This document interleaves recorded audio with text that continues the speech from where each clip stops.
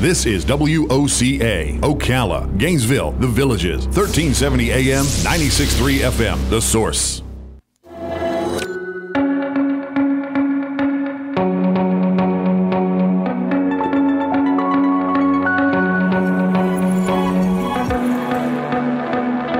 All right, 10 minutes before 11 o'clock. Thank you for tuning in. If you do a radio show in our area, you have an interesting demographic. You have the university and you have the retirees. Yep. Right? And so when we have a guest on who is like a pop star or actor, actress, and they're young, then all the young people write and say they enjoyed it, or we were idiots for not knowing things, or whatever. Right? That's where the response comes from. When we have like Jimmy Osmond, who appealed to the older people, John Tesh appealed to the old people, the older people, I should say, not older. Okay.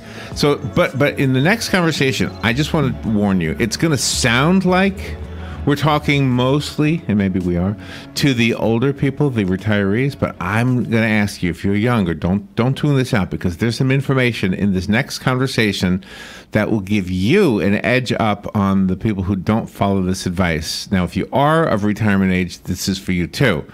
But this is the problem when you talk about AARP. Somebody who's 20-something years old, they tune you out. Mm-hmm. But this is really good information for them as well. Jean Setzfand is on the phone. She is the Senior Vice President of Programs for AARP. They did a new survey talking about retirement savings trends. Let's find out about this. Jean, good morning. It's an honor to have you on the show. Good morning. Thanks for having me. And where are you calling from? I'm calling in from Washington, D.C. today. Oh, how's the weather there today?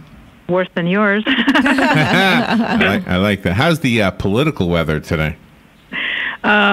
Probably worse than yours. Oh my gosh! Well, thank you for being on the air today. What is your response to what I said? The younger listeners who sometimes tune out when we have older entertainers should stay tuned, even though we're talking about retirement, or shouldn't they?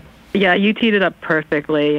So true, because for your younger listeners who are on listening right now, it's never too early to begin. In fact, the earlier you begin thinking about retirement and putting money away, the easier it is. So if you want to get a head start, like it was said earlier, get an edge on your friends, do it now. Did the survey reveal that some of the people actually did that when they were younger?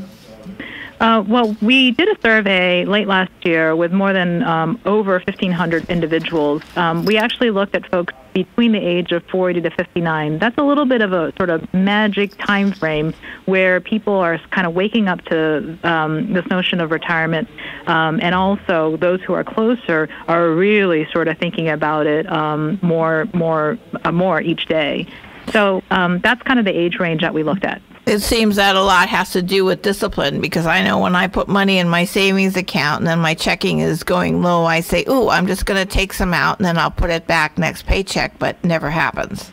Yeah, absolutely. I love that you said that, because you're taking action, and that's the most important thing. And the most important thing to know is that whether we like it or not, we're holding the financial keys to our retirement security. So taking action is the most important thing. So are there any safe products that a bank or savings institution might offer, or is it better just to keep it in a jar, or what is the best idea? Yeah, good question. Well, the best idea when we think about the new year, resolution time, is to actually set a goal. So I think we want to start first and foremost by getting people committed to this whole notion that, one, you're in the driver's seat, therefore, two, you need to really take action. First quick action that you want to do is to set a goal. And a lot of goals that people talk about are these magic numbers, or actually big numbers. In fact, if that seems a little daunting, forget about it. Think about a tangible goal of just increasing your contribution, maybe 1 or 2% into your retirement account. You can easily do that if you're expecting a bonus, so that you won't even feel it from a day-to-day standpoint or a salary. So those are easy things to do. And sometimes you have investment fraud. I know some people in our community that happened to from a very reputable source, and then they felt very foolish, but they weren't able to get their money back.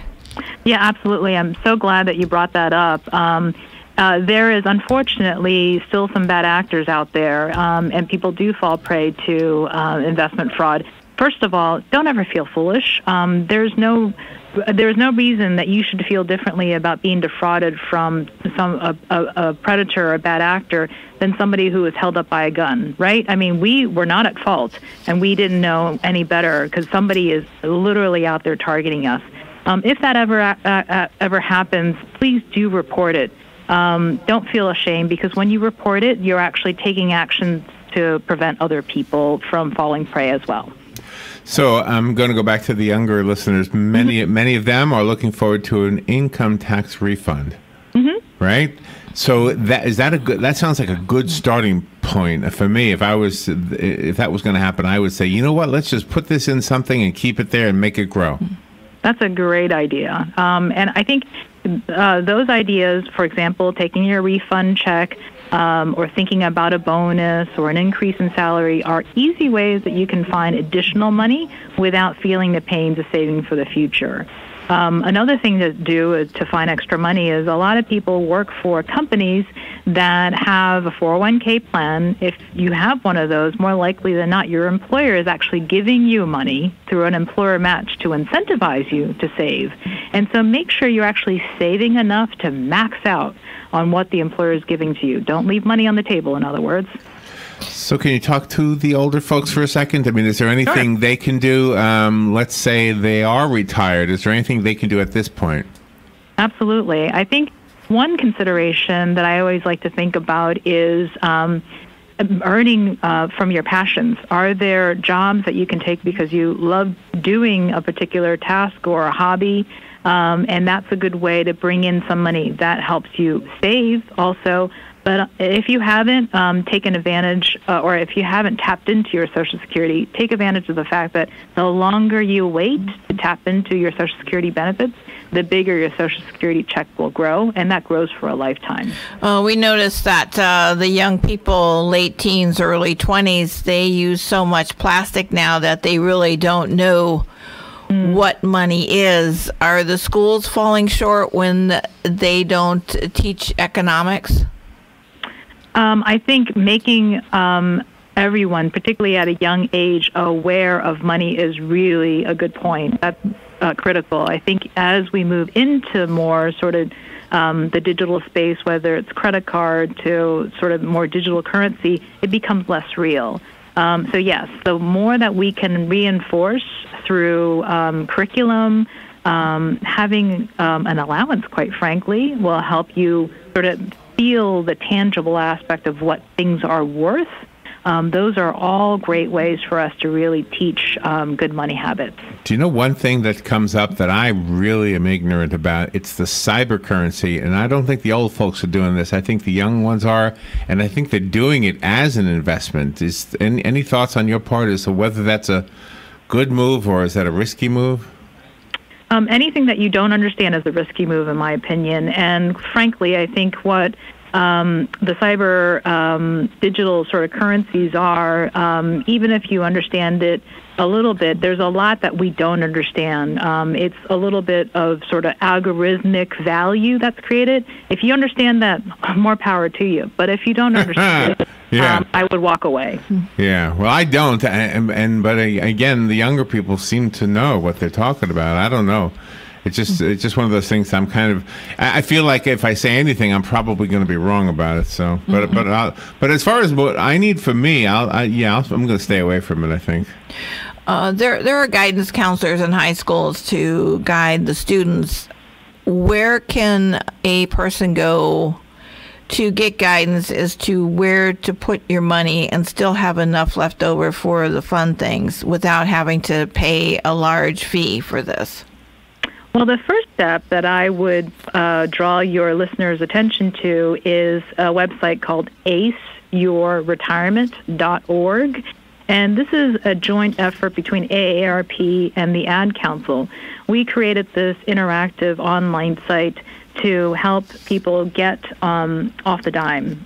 This is once you're on the site, you'll meet our retirement counselor named Avo, who will guide you through a set of really simple questions just to get a better understanding of what life stage you're in, a little bit more about your profile, so that we can provide you simple action steps, 3 in fact, to get you off the ground. Once you sort of start to kind of walk, then we'll point you to other directions where you can start to kind of jog a little bit before you take off and run.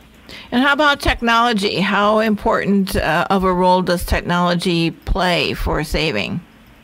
I think it plays a very important role because technology allows us to automate a lot of things. So one of the things that I find fascinating about employer-based plans is you're a lot more likely, 15 times more likely to save if you have a workplace savings plan because you've automated it.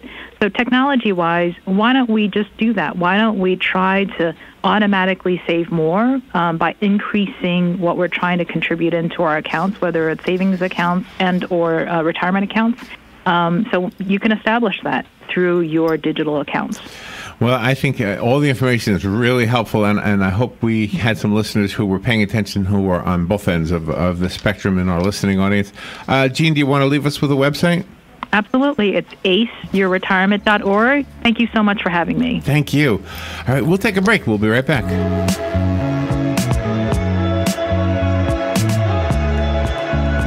Here is your 1-minute news brief. It's official. Ocala will celebrate her 150th birthday on February 4th. Ocala Mayor Kent Gwynn, City Manager John Zobler, and the Ocala City Council have decided that Ocala